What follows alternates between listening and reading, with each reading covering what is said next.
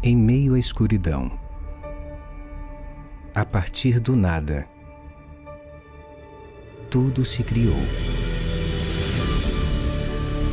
Seria este universo obra do acaso, de leis naturais ou de um ser inteligente? A Terra, este pequeno planeta, é a testemunha de um planejador. Quando nos deparamos com tamanha organização e beleza, encontramos pistas ocultas em tudo aquilo que a forma. Indícios que nos fazem questionar. Rastros encontrados em tudo que nos rodeia. E revelam nossas origens.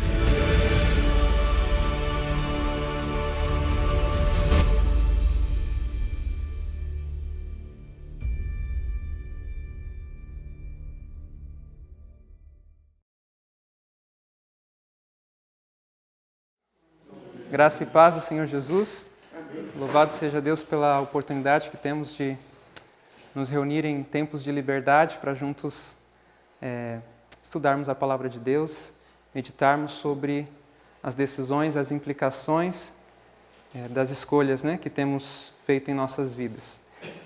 O tema que nós vamos começar estudando tem por título Conversão ao Éden. Conversão ao Éden. Eu quero começar ilustrando o título dessa mensagem com a minha própria vida e a vida talvez de muitos de vocês. Tenho certeza que alguns vão se identificar com o que eu vou relatar agora. Eu era um jovem como qualquer outro jovem, ainda sou jovem, mas no momento eu era um adolescente. E Deus me chamou, Ele fez um chamado, assim como fez a cada um de nós.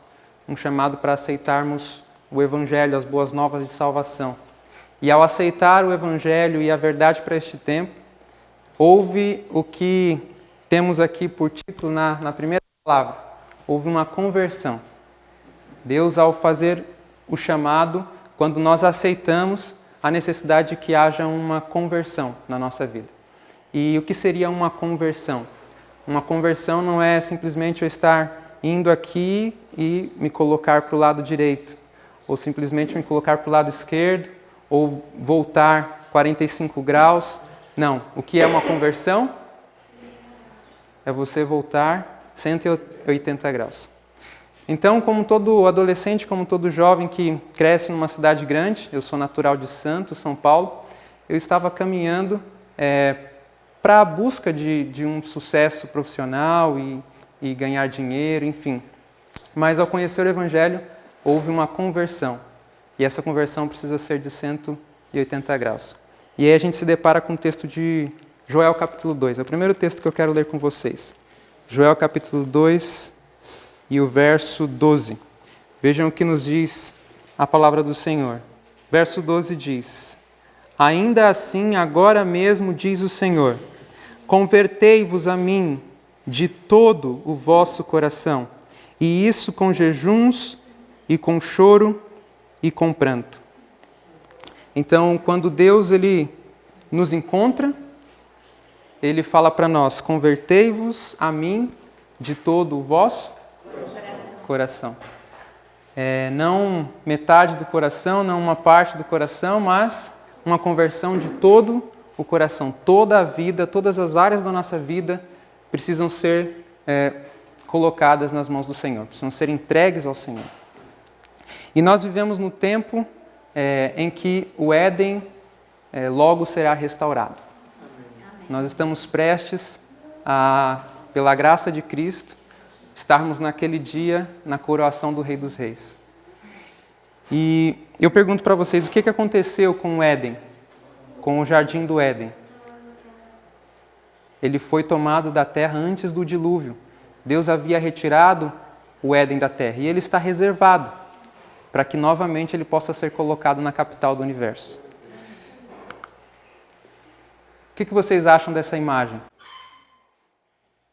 Existe um texto no livro Educação, na página 296, que a irmã White diz assim: algo melhor é a senha da educação, a lei de todo o verdadeiro viver.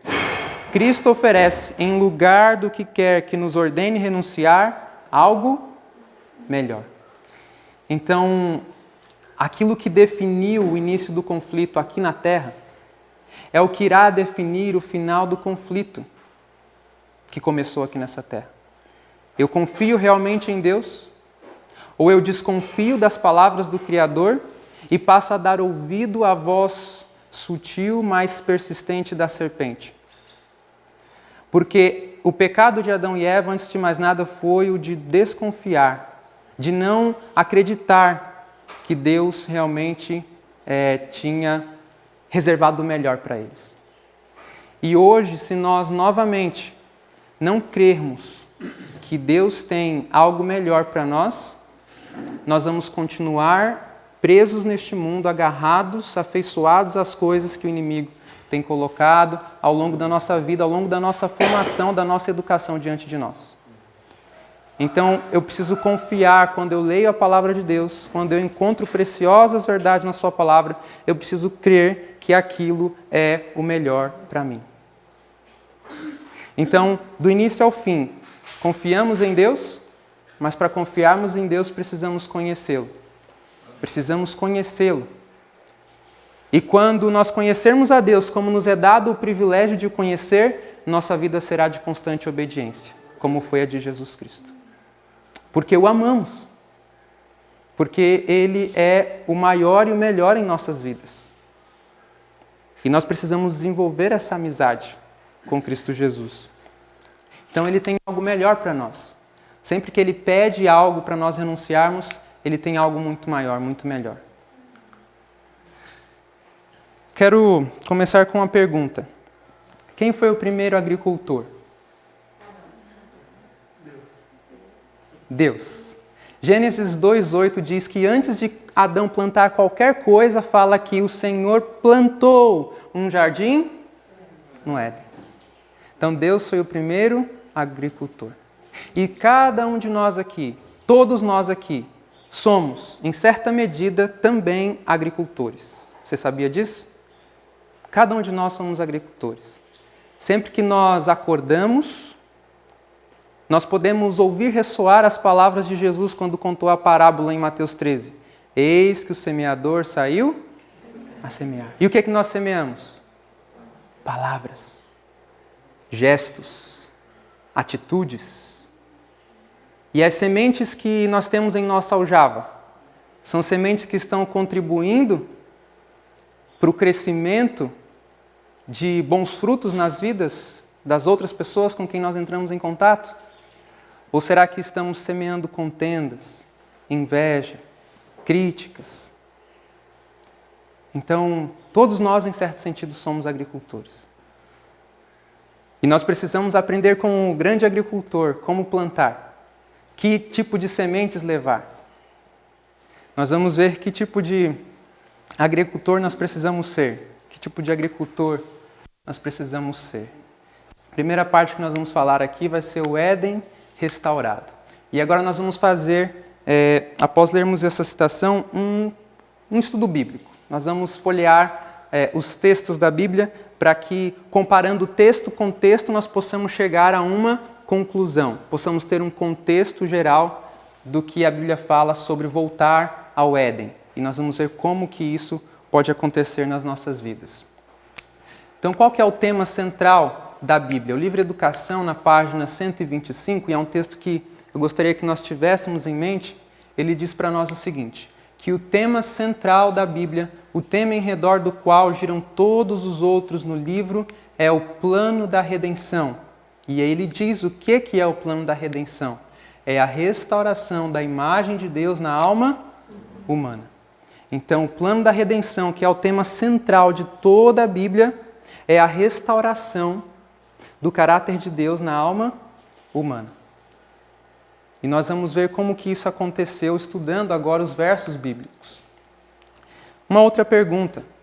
Qual foi a primeira função que Deus deu, que Deus confiou ao homem? Gênesis capítulo 1, o versículo 26 diz, primeiro livro da Bíblia, capítulo 1, verso 26. E disse Deus: façamos o homem à nossa imagem, conforme a nossa semelhança. E qual que é a próxima palavra?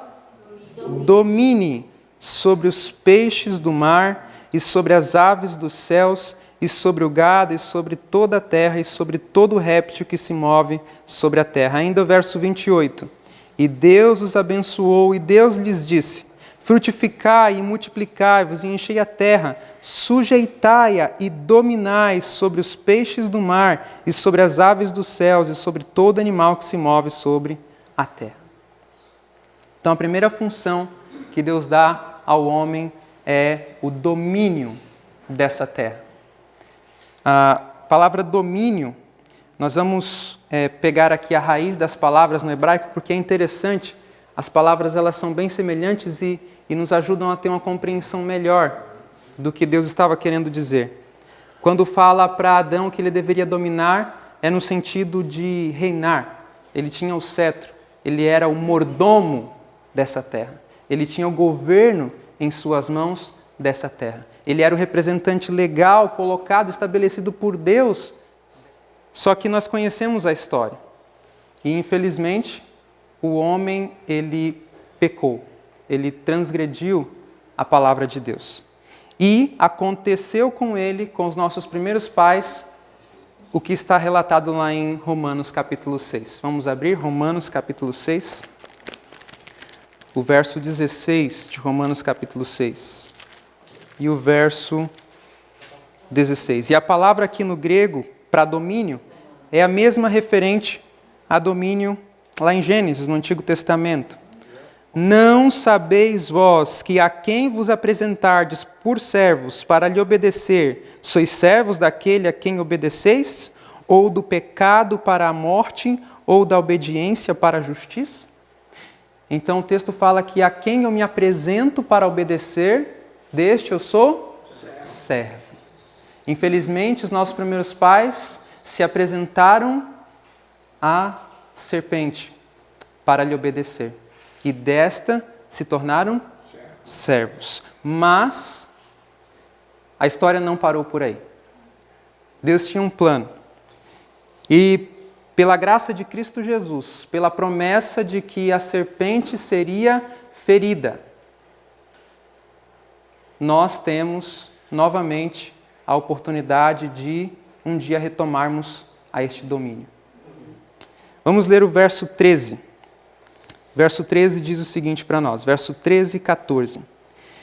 Nem tampouco apresenteis os vossos membros ao pecado por instrumentos de iniquidade, mas apresentai-vos a Deus como vivos dentre os mortos, e os vossos membros a Deus como instrumentos de justiça, porque o pecado não terá o quê? Domínio sobre vós, pois não estáis debaixo da lei, mas debaixo da graça. Então, se pela graça de Cristo nós temos a oportunidade novamente de estarmos sob o domínio da sua graça, que assim o possamos fazer.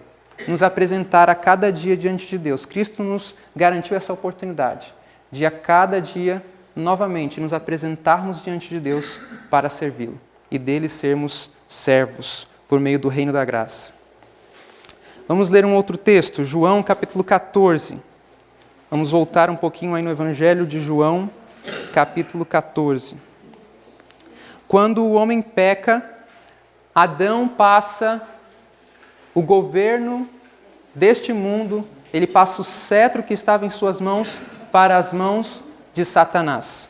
João capítulo 14, Jesus reconhece que Satanás, ele havia se tornado o príncipe deste mundo, mas não por direito, e sim por usurpação. Vamos ler aí João capítulo 14 e o verso 30. Jesus disse: já não falarei muito convosco, porque se aproxima o príncipe deste mundo e nada tem em mim. Então, Jesus não tinha parte com Satanás. Jesus não tinha parte com as obras infrutuosas das trevas. E Jesus reconheceu que Satanás era o príncipe deste mundo. Jesus assim o chamou.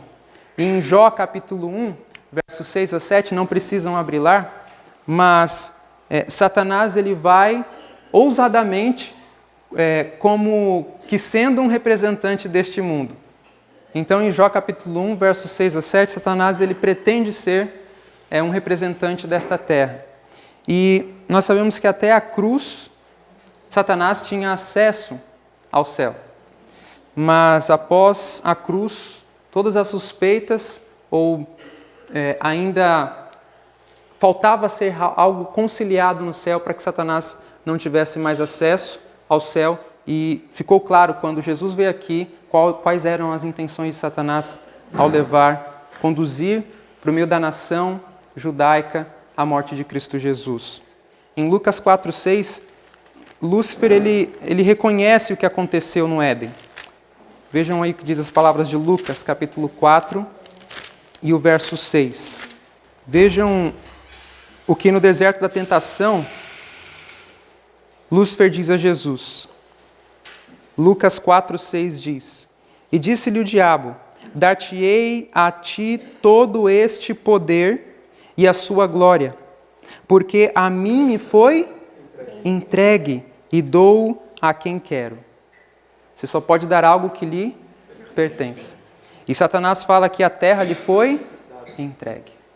Porque o homem Adão se apresentou ao diabo desconfiando de Deus e deste se tornou servo. E aí o trono ou a posse dessa terra foi colocada nas mãos dele. Mas Isaías tem uma promessa que nos enche de esperança. Vejam a Isaías capítulo 14 e o verso 3 em diante. Se nós pararmos para assistir os jornais, os noticiários, o que eu não recomendo, você vai perceber que há relatos e histórias, atrás de reportagens, falando de morte, falando de catástrofes naturais, de roubos, de adultérios. A mídia, ela está cheia de notícias ruins, coisas que podem inflamar e nos deixar com o coração indignado com as coisas que acontecem nesse mundo. E nós vivemos sob um domínio de opressão, sob um domínio que, segundo o evolucionismo, vence aquele que for mais forte. E nós temos vivido pela força ao longo da história. Mas Deus ele tem algo melhor, Ele tem uma proposta melhor e Ele tem uma promessa para que isso se cumpra. Vamos ler aí Isaías capítulo 14, verso 3 até o verso 6. E diz assim: E acontecerá que no dia em que o Senhor vier a dar-te descanso do teu sofrimento e do teu pavor e da tua dura servidão com que te fizeram servir, então proferirás este provérbio contra o rei da Babilônia e dirás: Como já cessou o opressor, como já cessou a cidade dourada, já quebrantou o Senhor o bastão dos ímpios e o cetro dos dominadores, aquele que feria aos povos com furor, com golpes incessantes, e que com ira dominava sobre as nações, agora é perseguido, sem que alguém o possa impedir. Então, Deus tem um momento certo em que o domínio deste opressor, que tem ferido com golpes incessantes, que tem trabalhado em várias frentes ofensivas, Deus em algum momento irá cessar o cetro deste dominador. Amém? E nós podemos triunfar esplendidamente com aquele que é de fato o Rei dos Reis.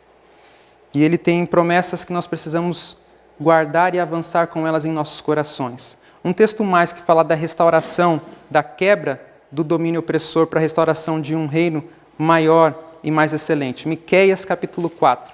Miqueias capítulo 4, verso 8. Aqui uma promessa também para a igreja. Miqueias 4:8 diz: E a ti, ó torre do rebanho, fortaleza da filha de Sião, a ti virá, sim, a ti virá o primeiro domínio, o reino da filha de Jerusalém. Então Deus tem uma promessa de que Ele irá restabelecer o primeiro domínio, aquele que foi perdido, mas que seria restaurado.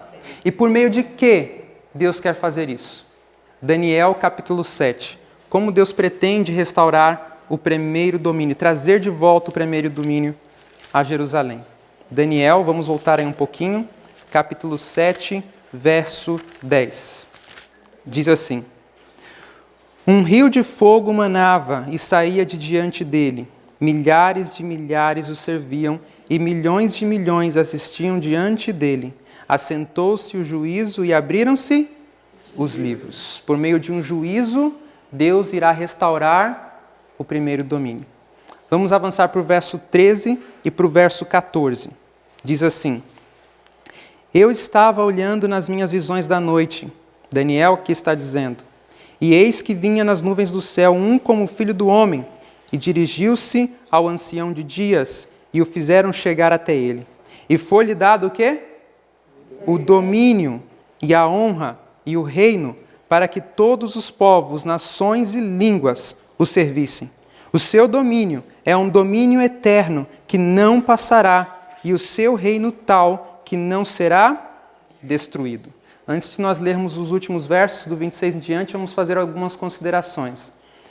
Primeira, aqui no mesmo livro, Daniel, quando ele tem aquela visão da estátua, na verdade ele não teve a visão, ele interpretou o sonho de Nabucodonosor. O que Nabucodonosor fez? Ele manda construir uma estátua toda de ouro. E aquilo simbolizava o quê? Como se o reino dele fosse eterno. O reino dele não passaria. Só que a profecia ela se cumpriu. E o reino de Babilônia passou, ele não é eterno. As misérias, as injúrias, os pecados, eles vão acabar. Eles não são eternos, eles terão um fim. O reino de glória será estabelecido. E outro episódio aqui no livro de Daniel que nós contemplamos é quando nós vemos hoje na história.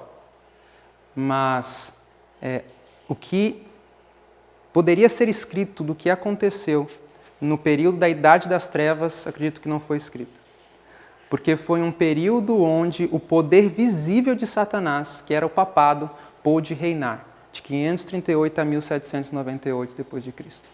E ali foi a representação do que Satanás, quando teve a oportunidade de governar, nós vimos acontecer. A liberdade, ela foi privada, as pessoas não tinham mais oportunidade de ter acesso à palavra de Deus, mortes, perseguições, blasfêmias. E sabe, queridos, isso está para acontecer de novo, por pouco tempo, antes que seja estabelecido o reino da glória. Satanás novamente terá a oportunidade de mostrar quem ele realmente é, por permissão de Deus, por pouco tempo, mas isso ainda irá acontecer. E vai ser pior do que aconteceu. Na verdade, nós temos diante de nós um tempo de angústia como nunca houve. O irmão White comenta que se nós pudéssemos exagerar ao descrever qualquer coisa, ainda que nós exagerássemos o máximo que nós pudéssemos usando de figuras de linguagem, nós não iríamos conseguir falar o que será o tempo de angústia. Mas, onde abundou o pecado, superabundou a graça. O reino da graça é uma fonte infinita, que irá poder suprir todas as nossas necessidades. E é interessante notar que a profecia ela usa 3 maneiras de escrever o tempo de domínio do papado. E uma delas é 3 anos e meio. Tempo, tempos e metade de um tempo. E é interessante que, por quanto tempo foi o ministério público de Jesus, aproximadamente? 3 anos e meio. Então, Satanás teve a oportunidade de revelar para o universo, para esse mundo, a natureza do seu reino por 3 anos e meio. Haverá ainda uma grande manifestação nesses últimos momentos da história, e é o que nós estamos aguardando. Tanto haverá uma manifestação do poder de Satanás e uma glória que irá iluminar a terra do poder de Cristo Jesus. Vamos terminar lendo lá Daniel, então, capítulo 7, verso 26 a 27.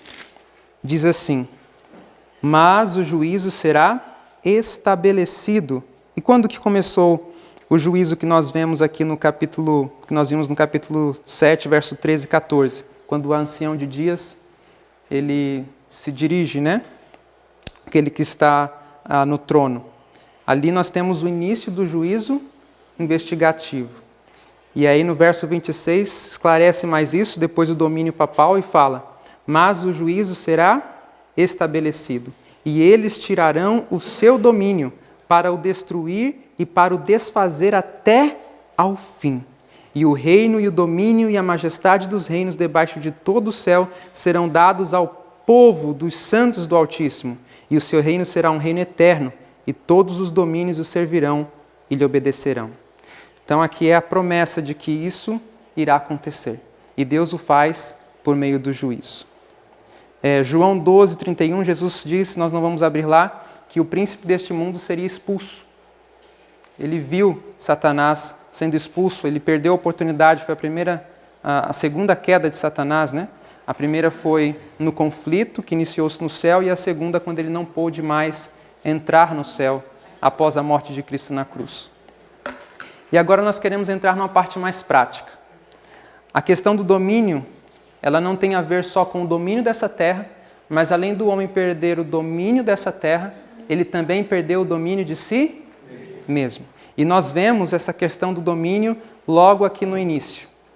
É uma das maldições que Deus coloca em Gênesis capítulo 3, verso 16, é que o desejo de Eva seria para o seu marido e que ele dominaria sobre ela. Em Gênesis 1, 26, quando nós lemos, fala que o homem exerceria domínio sobre o quê? A natureza, sobre os animais. Não era para ele exercer domínio sobre Eva. Isso foi uma consequência do pecado. Nós não vamos entrar em detalhes de como é isso, mas é uma consequência do pecado, esse domínio que agora Eva teria que se submeter por parte do seu esposo. E nós também temos Caim, perdendo o domínio de si mesmo e enfurecido, matando o seu irmão. Esse texto eu quero ler, Gênesis capítulo 4, verso 7. E a Bíblia diz assim, Gênesis 4, 7. Deus falando para Caim: se bem fizeres, não é certo que serás aceito? E se não fizeres bem, o pecado jaz à porta. E sobre ti será, ou contra ti será o seu desejo, mas sobre ele deves dominar. Eu pergunto, Caim teria como dominar-se sozinho? Não. Então, aqui na verdade Deus estava fazendo um convite para Caim. Ande comigo, que eu te ajudarei a ter domínio. Só que, infelizmente, Caim se afastou de Deus por ingratidão, por não querer fazer aquilo que Deus disse que deveria ser feito. E o último texto que nós vamos ler dessa parte, Eclesiastes 8:8. Eclesiastes 8:8 ratifica, confirma isso que nós afirmamos agora. E diz assim, Eclesiastes 8, verso 8. Nenhum homem há que tenha domínio sobre o espírito ou a mente para o reter, nem tampouco tem ele poder sobre o dia da morte, como também não há licença nesta peleja, nem tampouco a impiedade livrará aos ímpios. Então a Bíblia afirma que nenhum homem há que tenha domínio sobre si mesmo, senão pela graça de Cristo Jesus. Eu quero ler algumas citações mostrando a necessidade do domínio. A primeira está em Parábolas de Jesus, na página 235, que diz assim: cumpre a todo o que quiser ser obreiro de Deus, exercer o domínio de si mesmo. Isso efetuará mais que eloquência ou os talentos mais brilhantes. Então, talvez nós não tenhamos talentos brilhantes, mas se nós tivermos o Espírito Santo a exercer domínio sobre nossas vidas, muito bem poderá ser feito aos outros. O livro Desejado de Todas as Nações, página 301, diz que a mais elevada prova de nobreza num cristão é o domínio de si mesmo. E é interessante que ela continua falando desse texto, ela continua dizendo que a mais severa prova, ela não pode ser, digamos, uma desculpa para que nós desonremos o nome de Deus. O outro texto diz, Obreiros Evangélicos, página 473, todas as relações sociais exigem o exercício do domínio próprio, tolerância e simpatia. Então, o domínio próprio é uma necessidade. O domínio na verdade, começa com a permissão que nós damos a Deus de estabelecer o seu reino de graça em nossos corações. Sabem por quê? Deus não irá nos colocar no Éden se antes o reino da graça dele não for supremo em nossos corações. Se antes a imagem de Deus não for restaurada em nós, nós não teremos lugar nesse Éden restaurado. O último texto, a Ciência do Bom Viver, diz que a faculdade de se dominar desenvolve-se pelo exercício. Então, assim como desenvolvemos os músculos através do exercício, a faculdade de dominar-se se desenvolve pelo exercício. Então, nós temos oportunidade de exercitá-la em todos os momentos, praticamente.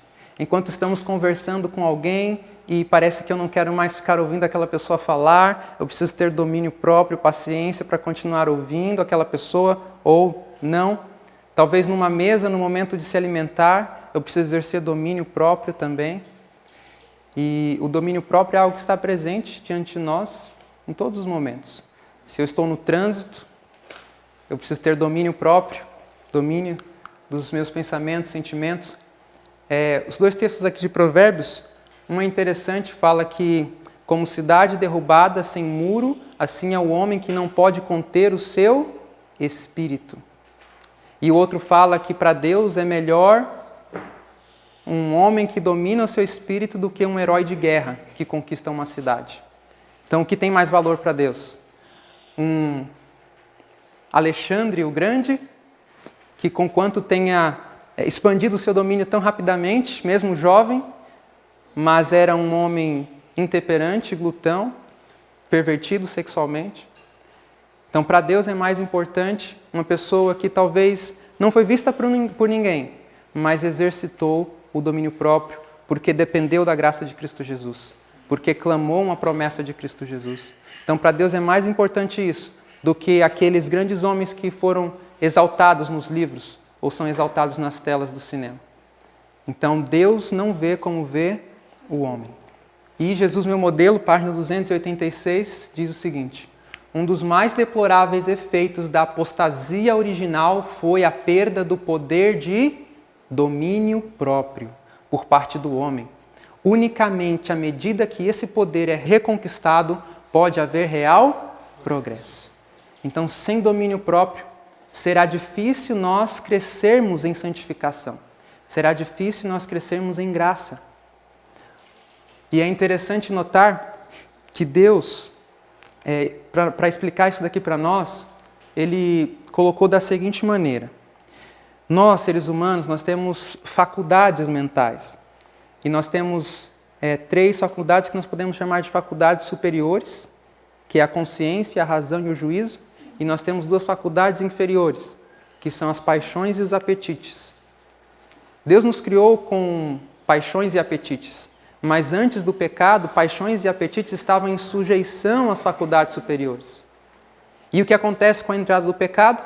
Nós herdamos uma natureza pecaminosa onde isso veio invertido. As paixões e os apetites, elas lutam pelo domínio, elas têm mais facilidade de nos dominar. E aí o que a graça faz? Qual que é o plano de Deus para que nós possamos ser restabelecidos ao Éden? É novamente, por meio da graça, as faculdades inferiores serem sujeitas à consciência, razão e juízo. Novamente, consciência, razão e juízo dominarem sobre nós por meio da graça. E o que significa isso na prática? Vamos dizer que eu estou doente por conta de negligência em relação aos cuidados da minha saúde. E eu sei que comer certo alimento me faz mal, me prejudica. Racionalmente eu sei que se eu comer aquilo eu vou ficar prejudicado. Mas, como o meu apetite me domina, me governa, eu simplesmente como aquilo mesmo sabendo que me faz mal. Então, quem venceu neste momento? As faculdades inferiores, o apetite. E a graça faz o quê?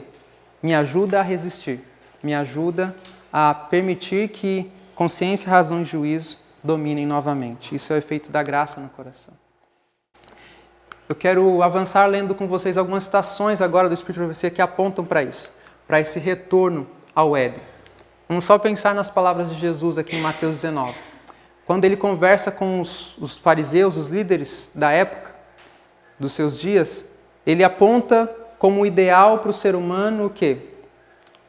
A criação. Ele apresenta como ideal aquilo que Deus tinha feito no início.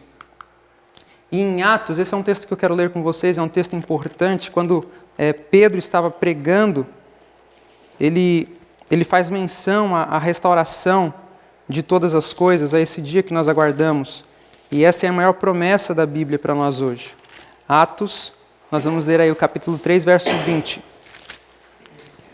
Atos capítulo 3 e o verso 20, nós vamos ler até o verso 21. 20 e 21 diz assim: E envie ele, falando de Deus, Deus enviou a Jesus Cristo, que já dantes vos foi pregado, o qual convém que o céu contenha até aos tempos da restauração de tudo, dos quais Deus falou pela boca de todos os seus santos profetas desde o princípio.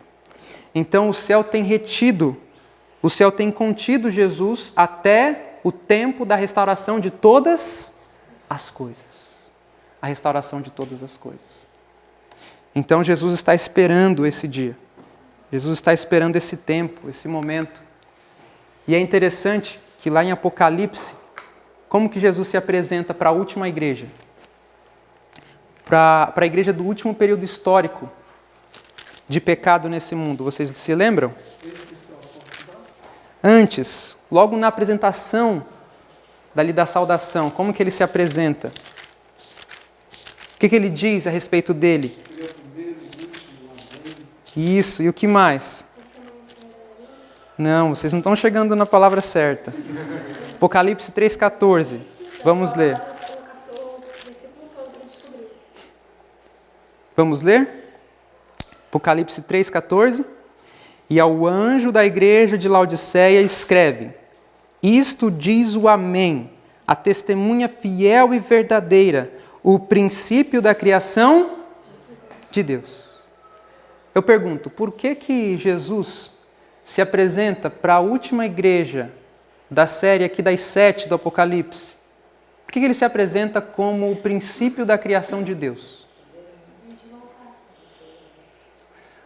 Porque essa é a igreja que, sem passar pela morte, vai ser colocada no Éden. Vai ser restaurada ao primeiro domínio. E ele está dizendo assim para nós, filhos, eu quero que vocês voltem ao princípio da criação de Deus. Eu quero que vocês se projetem, se coloquem no caminho do princípio da criação de Deus. Do estilo de vida que ali se vivia, porque vocês são a última igreja. Eu vou tirar vocês desse mundo sem que o inimigo lhes toque e vou colocá-los neste lar. Vocês vão voltar para casa. Está tudo preparado, as moradas estão preparadas para vocês. Nós confiamos nisso. Nós já nos projetamos para isso.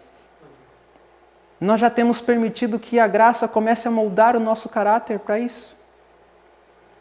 Então, Cristo se apresenta falando, é o momento, é o tempo de restauração, é o tempo de que tudo vai ter um fim, todo o mal, toda a pressão, todo o domínio do inimigo. Mas nós precisamos aceitar isso. Nós precisamos cooperar com esse plano. Nós precisamos nos dirigir para isso e Deus fará o que Ele disse que faria.